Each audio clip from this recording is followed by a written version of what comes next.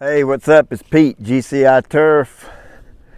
And to most of you watching this video, once I get to digging into it, you watch it for a few minutes, this is going to be quite elementary to you because you already know what I'm talking about. You've done your homework, you know what's up.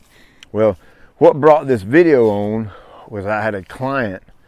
This is a new client. We just signed them up this past summer, and gorgeous yard, mixture of Bermuda, Fescue, and he's an older gentleman. I'd say my guess he's probably 60, 65 maybe.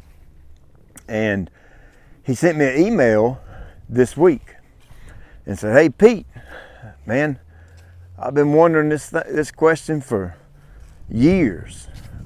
He said, "Every year my yard does this and I can't figure it out. I've done everything I know to do to stop it from happening."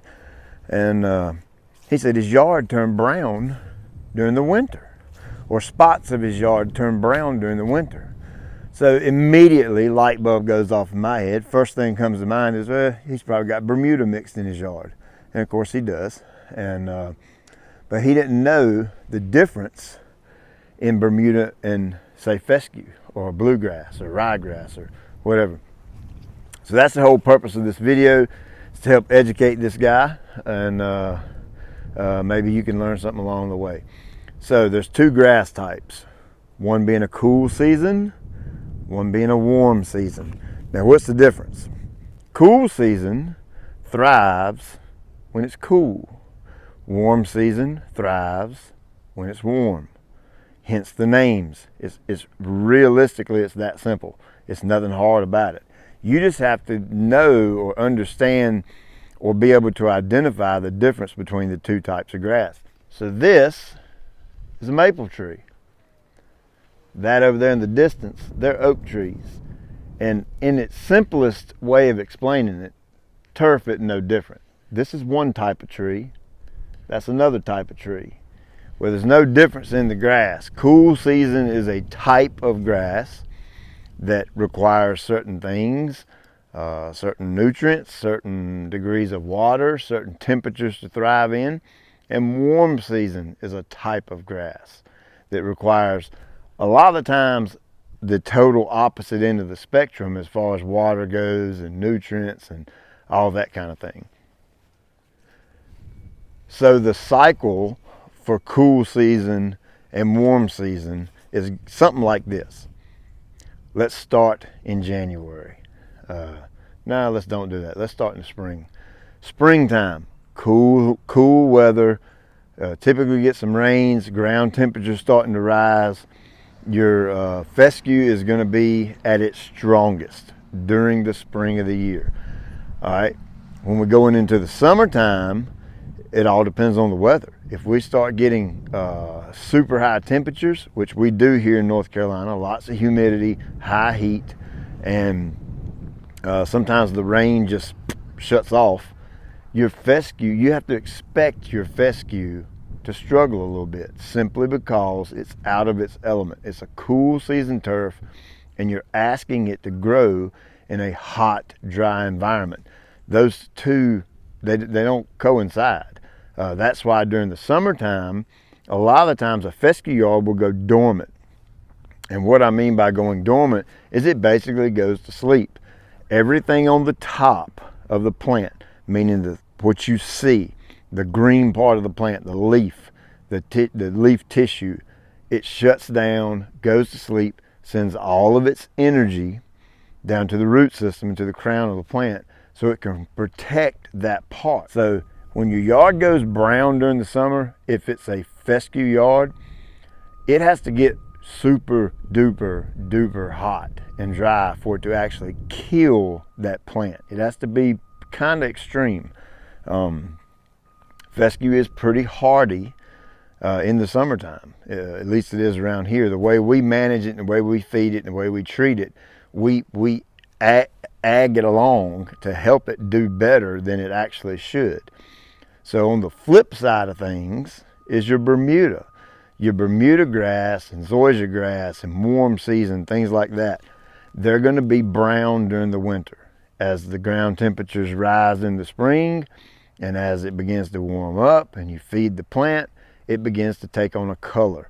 And then photosynthesis starts happening over and over and over and over again. And it gets greener and darker and thicker and greener and darker and thicker. And soon, and by the time you get into peak season, with warm season, you got a nice green yard. Well, just opposite of fescue, meaning we can trick the fescue somewhat. Well, I use the word trick loosely, but we can convince the fescue to grow out of its environment during the summertime with irrigation and with disease control and things like that and the proper amount of food. You can't trick Bermuda into staying green when it gets cold. And it takes a frost, usually it takes a real hard frost, and you will see the color slowly deteriorate, slowly go out of Bermuda. And the colder it gets in the winter, the browner it gets. Now, I've got a real good example of that right down the street. I'm going to take you down here and show you. But that's to me, that's the significant difference, that we can trick or we can convince fescue to grow outside of its environment, but we cannot do that with Bermuda. That's why you have this nice, lush, green fescue yard during the fall. And if you have Bermuda kind of mixed in with it, and you a little bit here and a little bit there, kind of mingled in with the fescue, that's why when you get that frost, then you start seeing all that brown show up mixed down in there. Well, it's because that Bermuda's shutting down and going dormant. So let's go down the street and I'm going to show you this yard. All right, so I brought you out here to show you an excellent example of a warm season turf. Let's check it out.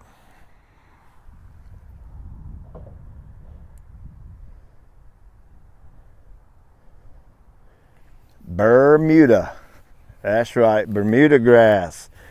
This is one of the yards that we don't have a ton of Bermuda yards, but this is one of them. You can see the uniformity. It is completely and totally 100% Bermuda.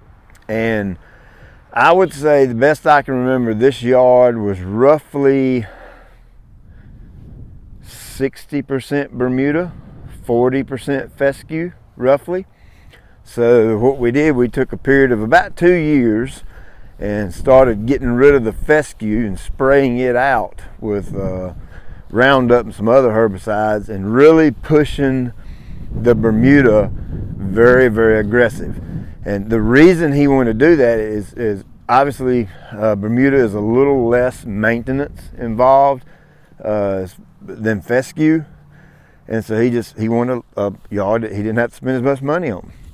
He preferred the Bermuda. He liked the look of it.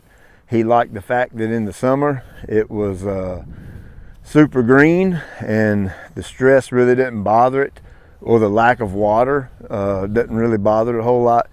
And of course that's totally opposite of fescue. Is during the summer, with fescue being a cool season, it requires some water.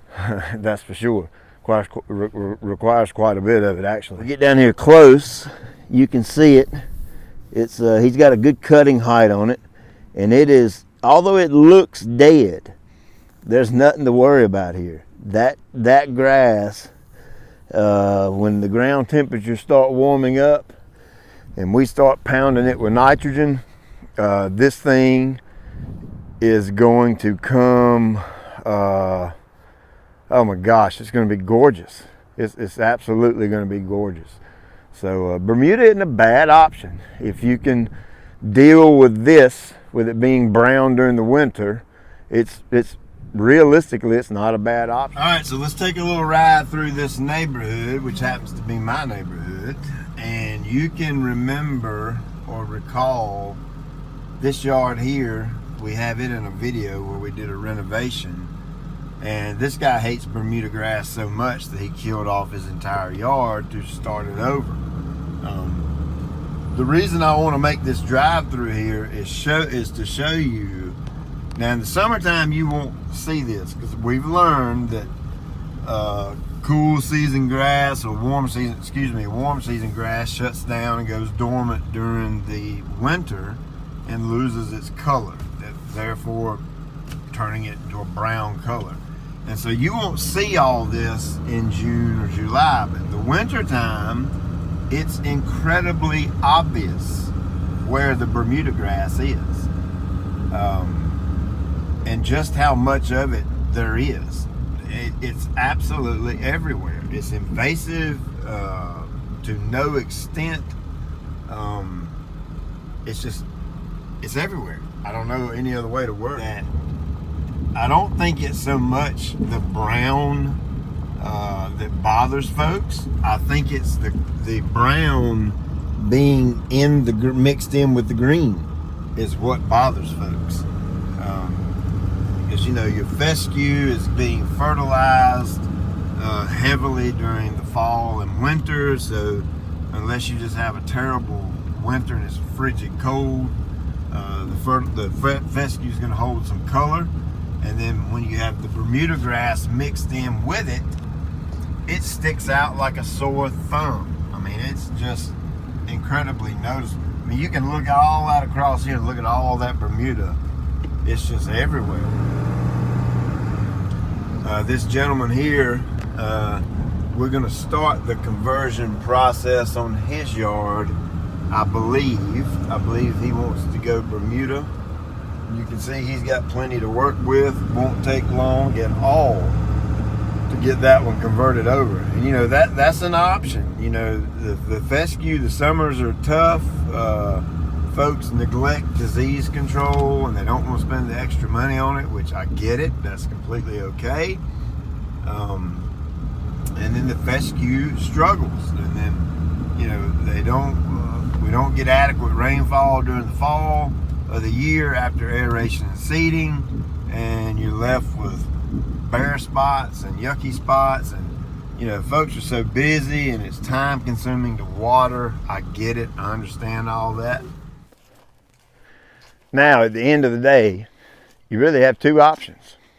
If you have a fescue yard and you got Bermuda mixed in it, you can just live with it. I mean, it's not a big deal. The world's not going to quit revolving because you have some Bermuda in your yard. The other option is you can convert that fescue yard over to Bermuda. Look at there. I wonder how I walked right here. That's a good view, isn't it? So, where was that? Get rid of the Bermuda.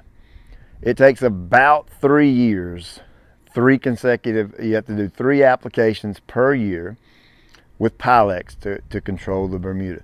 It can be done. We've been doing it, and we'll be doing it moving forward. We have yards that stay on that list, and we keep that Bermuda checked up, and the Pilex does a very, very good job. So the choice is yours. You have the option.